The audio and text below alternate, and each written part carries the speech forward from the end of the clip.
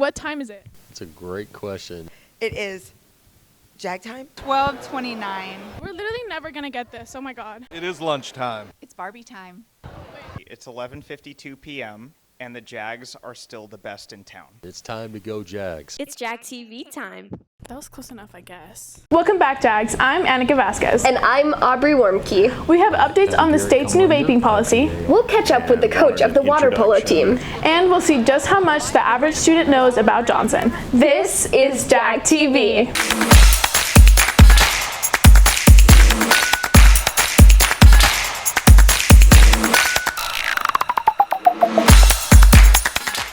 The state's new policy regarding vape devices on campus took effect last Friday, September 1st, and while administrators have visited every classroom to make sure the students are aware of the policy, here's more details from the campus principal. Texas law now requires a mandatory recommendation to alternative school for students caught with any vape device, regardless of the substance inside. In the past, if a vape does not test positive for THC, then it's considered a nicotine or some other substance. That would be handled on campus through ISS. Following the change in Texas legislation, ISS will only be available as an option if AHS has been filled up, and consequences can follow students after they complete time in AHS. That can also mean students would face discipline in extracurricular programs like athletics. We're looking to educate, that's why we're in this profession. But if you were to get caught with a vape, you go to alternative school, when you come back, there is an athletic side suspension. Depending on the suspension that you had, it could prolong, or depending on your background history. Students are advised to report to an administrator or teacher if they find a vape device on campus. They need to communicate with us at ASAP, even if they do see a student athlete or a student in general. With that, let somebody know. Another way for students to report information is the anonymous tip line on the Johnson webpage. The key on when people use the tip line is specific information. Because going to the tip line and saying, I saw a vape in the bathroom, doesn't help, because we got 20 some odd bathrooms. And of course, there are also the health risks associated with vaping. Some people just don't care or don't understand the situation and effects that cause to their body and the dangers that it actually is. Research, because one, it really could damage your future, and especially with your health, your body. Of course, only time will tell whether or not this new law will impact future student behavior. It's like having a strict parent. Some kids just get sneakier with it and they're better at hiding it. Show me your friends, I'll show you your future. So making sure that they're hanging around students like-minded. For JAG TV, this is Aubrey Wormke. And remember, this policy affects all vaping devices, including empty ones or parts. From the cafeteria to the classrooms, here's Laura and Rebecca with In Case You Missed It.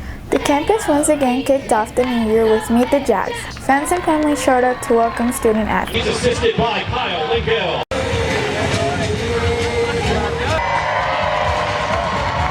In the cafeteria, there's a new lunch line that gives you the option to build your own lunch.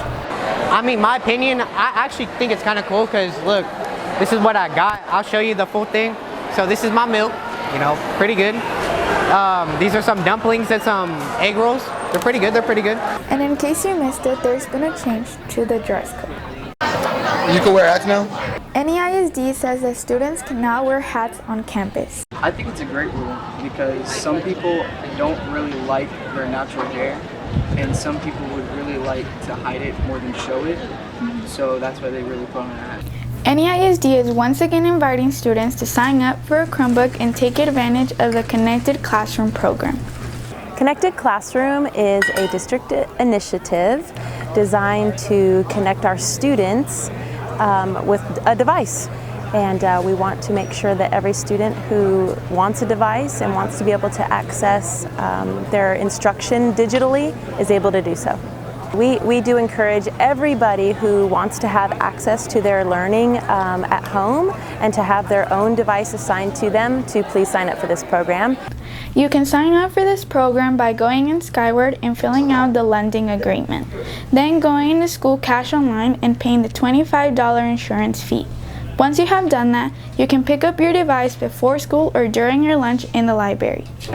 That's it for this week, Jags. See you next week with more campus updates. For JAG TV, this is Laura Andrade. If you are still having password issues, you can check in with the campus librarians. Friday the 18th was Senior Sunrise, the first of many events for the class of 2024 throughout the year, organized by the senior class officers in collaboration with Student Council. Students were on campus at 6:30 a.m. to welcome a new school year and get free breakfast tacos. Around 1 in 5 of the staff this year are new, though some of these new teachers are actually returning to Johnson after exploring something different. This year's campus welcomed a record number of new teachers, with one estimate to be around 20%. And in some cases, the campus is welcoming back staff who might have left previously. English teacher Christine Kilbrick Russell is one of those teachers. When I left Johnson I actually found that I was teaching, and so I realized that really where my heart was teaching kids. I was actually working in a medical clinic. I was working with a pretty renowned eye surgeon. I was working with patients with cataracts actually. So I was doing a lot of teaching, and so I realized again that really who I wanted to teach was kids. The campus also welcomed new assistant principal Michael Morgan, who was recently in administration at a middle school. Actually, I have a daughter that goes here. She's a sophomore softball player, and it's close to home, and it's just nice to be able to go to school with her. Actually, just meeting all the kids. I couldn't wait for school to start.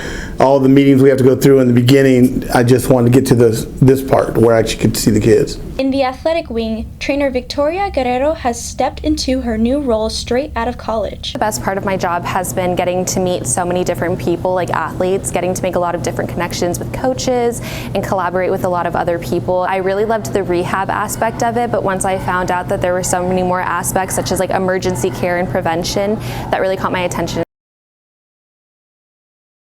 And at this time, the campus is still looking for a debate and a theater teacher. With highlights from the kickoff of the football season against Judson and more, here's Ethan and Jordan with JAG Sports. What's up, Jags? Welcome back to another year of JAG Sports. This week, there's highlights from the start of the season when the Jags met the Rockets and pounced on the Panthers. Volleyball opened district play, and we recognize Athletic Director T.P. Miller and a special honor he received this summer. This is JAG Sports.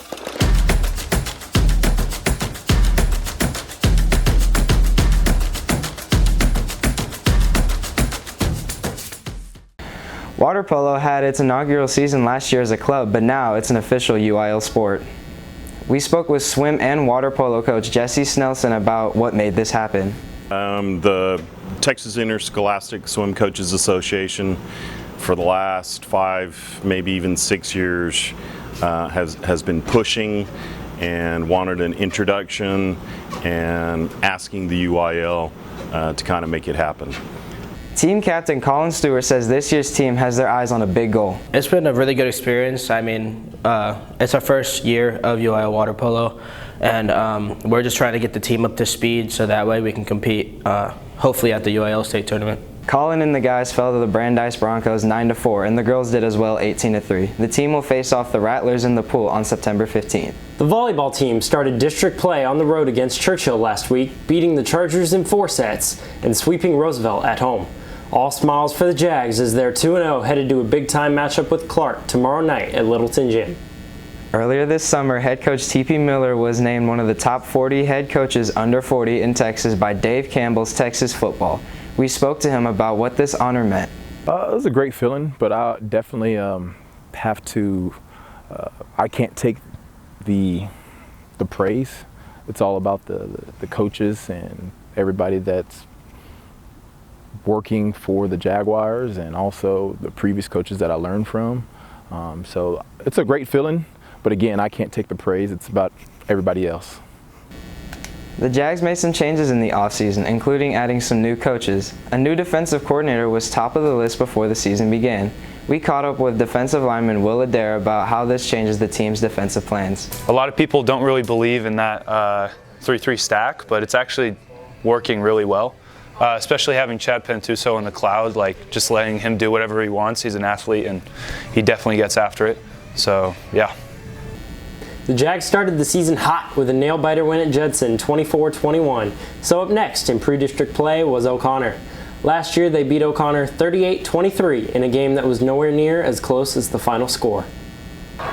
This year, the result was very similar. The Jags came out firing on all cylinders as Ty Hawkins connected with King Johnson for a touchdown, and they took a 28-14 lead into half. Bubba Johnson had a big day with 3 touchdowns, this one from 44 yards and putting the nail in the coffin. And for an exclamation point, Andres Benavidez found his way into the end zone to cap off a big-time win, 47-21. The Jags have a bye this week, but return to the gridiron September 15th to take on Churchill. And that's also homecoming weekend. That's all for this week, Jags. See you next time with more Jag action.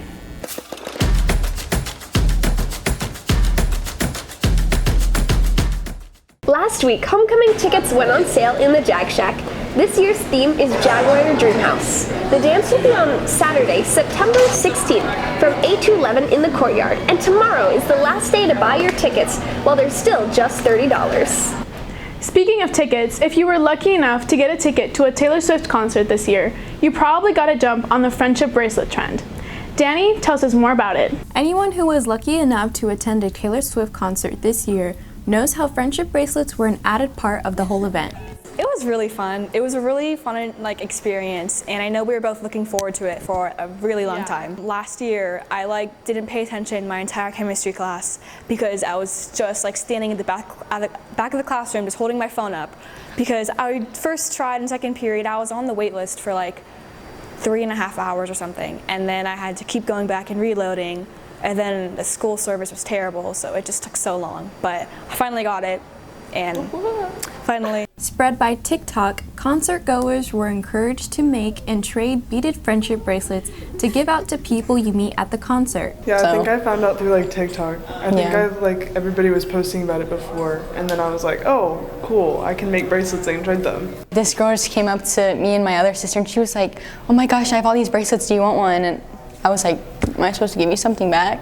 And she just gave them to us. I took 2, but I took 20. With me and my sisters combined, we took all of them off our arm. I got a couple, but I was I got there late, and you're supposed to go early and trade with people. So I was trading with people in the stands already. The story behind why people were making bracelets for the concert was inspired by one of her songs in the Midnight's album released in 2022. She mentions making friendship bracelets in one of her songs, and so I think it's kind of a sweet thing that everyone does just for each other. She would make bracelets, and then she would give them out to her fans in 2007, and that's when it started, was because she was she was doing it to give back to her fans. We didn't make any to trade at the actual concert, which in hindsight we probably should have. Yeah. But we didn't do that, and so I just got this from outside. But even now, back on campus, you can find students making more traditional friendship bracelets in the classrooms using colored floss from a Hobby Lobby store.